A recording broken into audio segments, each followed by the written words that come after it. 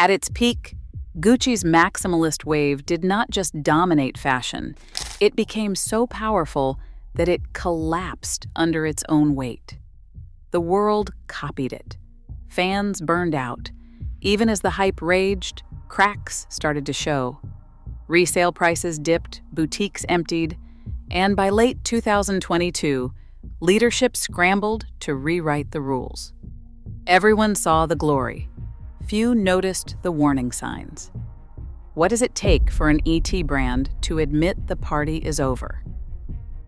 In January 2015, a 5-day scramble inside Gucci's Milan studio rewrote the story of luxury fashion. Alessandro Michele, then an insider known mostly for accessories, was handed the reins after Frida Giannini's abrupt exit. What followed was not just a new collection. It was a manifesto. Models walked the runway in silk blouses with pussy bows, embroidered tailoring, and loafers lined with shearling. There were brooches shaped like bees, oversized glasses, and a riot of vintage florals. Gender lines blurred. Every look felt like it had been found in a poet's attic and remixed for a new century. Michelle's vision was maximalism with a twist. Not just more, but more meaning. He layered references from 70s thrift, Renaissance color, and old-school logos until each outfit became a puzzle. The double G monogram, long considered stuffy, now appeared on everything from velvet slippers to oversized tote bags. Accessories turned into status symbols overnight. The Princetown furry slipper, at first a curiosity, became a must-have.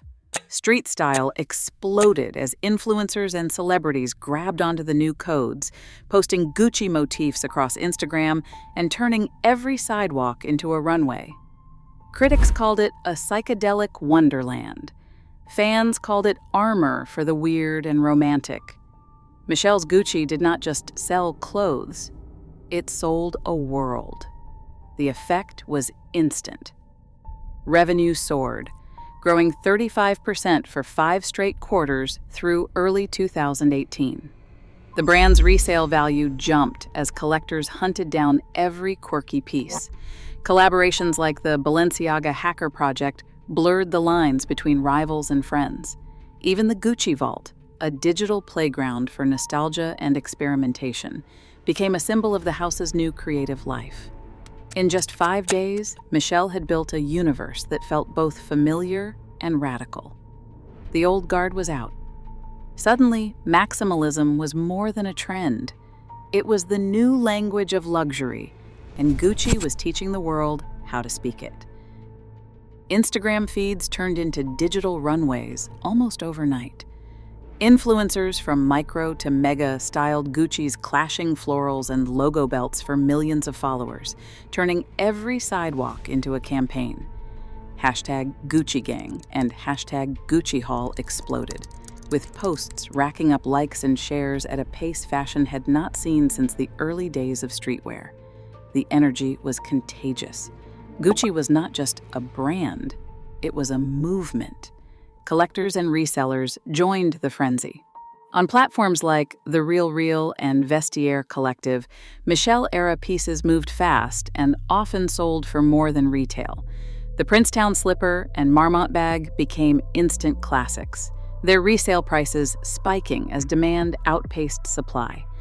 Even the most eccentric items, a bee-embroidered loafer or a velvet GG tote, became trophies in the hunt for the next big flex. Gucci's status symbols were not just for the runway or the red carpet. They were for anyone quick enough to catch the drop or win the bidding war. Critics called the phenomenon a psychedelic wonderland. Fashion Week crowds buzzed with anticipation, phones out, hoping to capture the next viral look. Celebrities mixed with street-style stars, each trying to outdo the other in layers, prints, and vintage callbacks. The effect was a kind of cultural feedback loop. The more Gucci was seen, the more everyone wanted to be seen in Gucci. Resale screenshots told the story in numbers. A Marmont bag purchased for $2,500 could fetch nearly as much or more on the secondary market in 2017 and 2018. The Ace sneaker, with its signature stripes and B, became a staple in both high-end closets and fast fashion lookbooks. Even as prices rose, demand kept climbing, and the hunt for rare or quirky Michele pieces became a badge of honor among collectors. The machinery of hype was now in overdrive. Influencers posted unboxing videos, TikTok users staged spot the difference games between originals and dupes, and fashion forums debated the best year for Gucci's maximalist peak. For a few years, the brand was everywhere, on wrists, feet, and feeds. Gucci had become the cultural avatar of luxury obsession, memeable, collectible, and impossible to ignore. The first real crack in Gucci's aura of exclusivity did not appear on the runway. It appeared in a courtroom. In June 2017, Forever 21 preemptively sued Gucci over green-red-green stripes, a signature straight from Gucci's playbook. Gucci had been sending cease and desist letters to protect its codes, but Forever 21 fought back, saying stripes were fair game. The legal battle settled quietly in November 2018.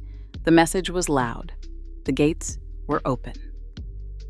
What started with stripes spread to every corner of fast fashion. Zara, Shein, and H&M churned out look-alike sneakers, quilted bags, and logo belts, each one echoing a Gucci original at a fraction of the price. The iconic Ace sneaker, launched by Gucci in 2016 for around $650, showed up in Zara's lineup by 2020 for less than $40. The Marmont bag, once a $2,500 trophy, became a $20 impulse buy on Shein. Even the double G belt, once a status symbol, was reduced to a plastic buckle on a Forever 21 rack. Social media only sped things up. Hashtag Gucci Dupe and hashtag Shein Haul exploded on TikTok and Instagram, with unboxing videos and side-by-side comparisons blurring the line between real and replica. By 2021, Shein and Zara could spot a Gucci trend on the runway and have a copy in stores within weeks. The look that once felt rare was now everywhere, accessible, affordable, and stripped of its mystique. For luxury, imitation is not just flattery, it is a warning. When the codes become common, the magic starts to leak out. The Forever 21 lawsuit was the first sign that Gucci's maximalist universe was no longer a private club. Suddenly, anyone could get the look. In luxury, that is the beginning of the end. 3 warning signs always show up before a luxury brand's era ends. With Gucci, every one of them flashed red. First, the brand becomes the template. When the Marmont bag launched in 2016, it was a status symbol, quilted leather with double G hardware and a price tag north of $2,500. Just 2 years later, Zara and Shein were selling near identical versions for $50. The Ace sneaker, once a collector's flex, turned into a staple at fast fashion chains. Even the classic green-red-green stripe, once fiercely protected in court, was now fair game for copycats. When a house's codes show up everywhere, from high street to Instagram hauls, exclusivity evaporates. Second, the look turns into noise. Runway shows grew more theatrical each season. Remember the autumn and winter hospital set and the endless layering of brooches, glasses, and florals. What started as bold became busy. By 2021, the maximalist formula had been copied, recycled, and overexposed to the point where it felt less like a vision and more like a costume. Novelty lost its punch, and for shoppers, it became hard to tell what was truly new. Third, the numbers confirm the vibe shift. Resale platforms like The RealReal and Vestiaire Collective started posting declines for once hyped pieces. Marmont bags and Princetown slippers dropped 10 to 15% as supply flooded the market. When collectors stop chasing and the secondary market cools, it is a clear sign the magic is gone. At the same time, the timeline made the problem unmistakable. Alessandro Michele left in November 2022. DeSarno was appointed in January 2023. His first show debuted on September 22, 2023.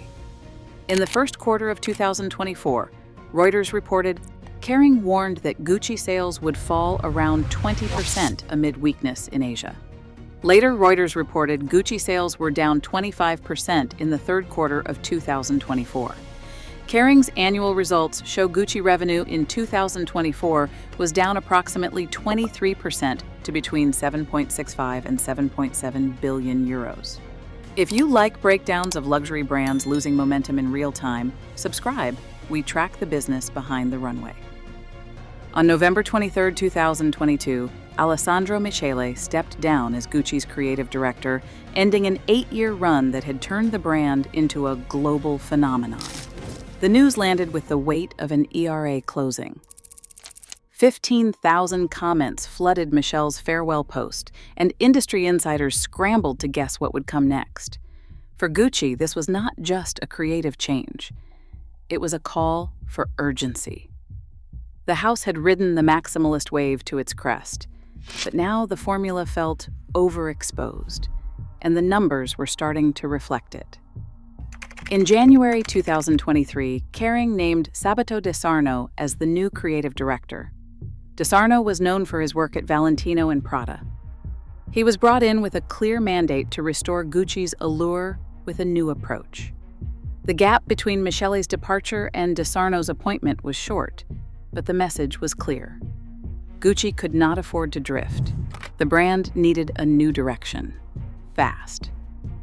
All eyes turned to Milan Fashion Week, where De Sarno's debut would set the tone for what came next. On September 22, 2023, the lights came up at Milan Fashion Week and Gucci's runway looked almost unfamiliar. Gone were the clashing patterns, jeweled brooches, and vintage chaos that had defined the brand for nearly a decade. Instead, Sabato De Sarno introduced his first collection with a deliberate sense of restraint. Models walked in crisp blazers, simple tank tops, and micro miniskirts.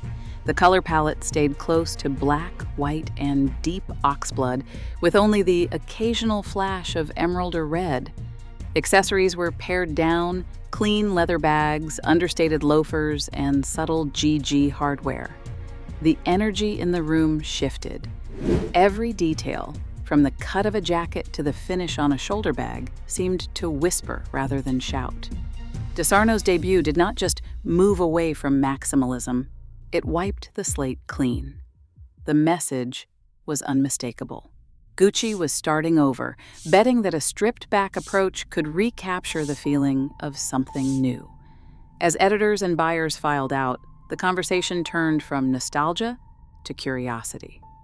The era of endless novelty had closed. Now the question was whether simplicity could make Gucci feel rare again. Kering's warning in March 2024 landed like a cold splash. Gucci's sales would drop nearly 20% in the first quarter, dragged down by weakness in Asia. For a brand that once seemed untouchable, the numbers spelled out what insiders already feared. Momentum was gone. The headlines kept coming. By the third quarter, Reuters reported Gucci's sales had fallen 25%. No amount of creative reinvention could blunt the reality on the balance sheet. The annual results told the full story. Revenue was down 23% to just under 7.7 billion euros for 2024. What does this mean for a luxury house? When demand fades, the damage goes beyond lost sales. The brand's power to command high prices, its pricing power, starts to erode. Stores that once boasted waiting lists now quietly move stock to the markdown rack. Discounting, once unthinkable, becomes routine. In luxury, that is the moment when the aura of exclusivity starts to slip away. For Kering, Gucci's parent company, the financial slide was not just a quarterly hiccup. It was a signal that the brand's desirability had cracked. The risk was not just about missing a target. It was about losing the ability to set the rules in the luxury market. When the numbers start screaming, every decision becomes urgent. The story had shifted from creative fatigue to a commercial crisis, and the consequences were now impossible to ignore. Inside Gucci's design studios, the new philosophy is restraint. Sabato De Sarno's approach is to let the details do the talking, with clean seams, rich leather, and hardware that feels expensive just by touch. The house is leaning hard on its heritage, especially the Jackie bag, a shape first carried by Jacqueline Kennedy in the 1960s and now revived as a symbol of timelessness. Kering's reports point to the Jackie as a pillar, hoping that a focus on craftsmanship and icons can steady the brand's identity. But there is a tension at the heart of this strategy. What happens when a brand famous for wild creativity starts playing it safe? The new collections are precise, almost surgical in their simplicity. The chaos is gone, replaced by a kind of quiet confidence. For some, this feels like a return to real luxury, the kind that whispers rather than shouts. For others, it risks washing away everything that once made Gucci magnetic. De Sarno is tasked with walking a tightrope. Too much minimalism in Gucci could disappear into the sea of quiet luxury already owned by brands like Hermes and Bottega Veneta. Too much nostalgia, and the brand risks looking backwards instead of forwards. The Jackie bag is everywhere in campaigns, a nod to the past and a bet on enduring appeal. The question hangs in the air. Can a house built on maximalist energy survive by going quiet? The answer is not clear, and the stakes for Gucci's future have never felt sharper. Gucci's struggle is not just about taste. It is about how fast desire can evaporate when every look feels familiar and when sales start sliding. As luxury shoppers grow more cautious, even the boldest brands risk becoming background noise. Reinvention is now survival. The lesson is simple. In a market flooded with sameness, true exclusivity gets harder to reclaim every season. Share your take. Would you bet on Gucci's reset?